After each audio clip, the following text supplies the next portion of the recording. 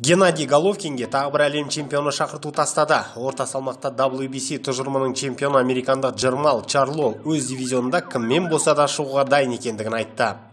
Чарло бұл ретте IBF және IBO чемпионы Геннадий Головкинді бөле жаратады. Кіммен бокстасамын дейсіңдер ме? Нағыз чемпиондар қайда? Менің келесі қарсыласым ретінде кімді көргілеріңіз келеді? Қандай кездесу үлкен мәнге ие? Менің ойымша Юбен кіші әлде басқа ма? Бірақ мен супер орта салмақты емеспін. Шынымен де оларға шақырту тастап отырмын. Қайсың жақсы ақша тапқыларың келеді?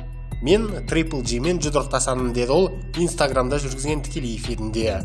Естеріңізге салайық, Джермал Чарло дәл қазір Жәнібек Әлімханұлы үшін қол жетімсіз болып тұр. Американдыққа Қазақстайл бірнеше рет шақырту тастаған болатын. Алайда көріп отырғандарыңыздай, Чарло Жәнібекті әзірге місе тұтпайтын секілді.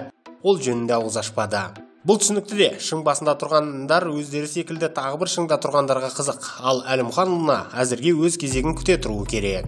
Ал Геннадий Канелоның алдағы жоспарында жоқ болып шықты. Дәл қазір менде мүлде бөлек мақсат мүдде бар, сондықтан ол менің жоспарыма кірмейді. Ол менің радарымда жоқ екендігі анық деді мексикалық ESPN-ге берген сұхбатында. Ақпан айында WBC және WBA супер чемпионы Альварес міндетті үміткер түрік Авни Илдырыммен бокстасады. Сосын мамырда WBO чемпионы британдық Билли Джо Сондерспен кездесуді жоспарлауда. Ал ары қарай IBF чемпионы американдық Калеб Плантоны қызықтырады. Мақсатым белбеулерді біріктіру дейді Канело. Олар чемпиондар. Егер олар ары қарай да өз белбеулерін ұстап тұратын болса, мен олардың ізіне түсемін деді ол. Ал осы ретте біз Айдос Ербосынұлына еске аламыз. Айдос Калеб Планттың белбеуіне міндетті үміткер болу үшін ресейлік Евгений Шведанкамен бақ сынасатын болады. Бұл сын осыдан біраз уақыт бұрын жарияланды, бірақ нақты мерзімі аталмаған еді. Енді міне бұл сын мамыр айының ортасына белгіленіпті. Дәл қазір қос тарап келісім жүргізуде. Жақын уақытта нақты дата анықталады дейді жағдайға жақын ақпарат көзі. Айдос дәл қазір IBF-те рейтингте 5-ші тұр, ал Шведенко 3-ші.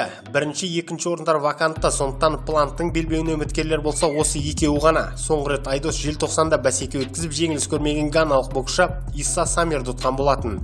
Егер айы оңынан туып, Айдос үміткер атанса, ары қарай Планттпен жұдырықтасып жатса, онда Канелоның да төбесі алдынан көрініп қалады. Сондықтан дәл қазір Генаға қарағанда Айдос Сауль Канело Альвареспен жекпе-жек өткізуге жақын тұр деп пайымдай берсек болады.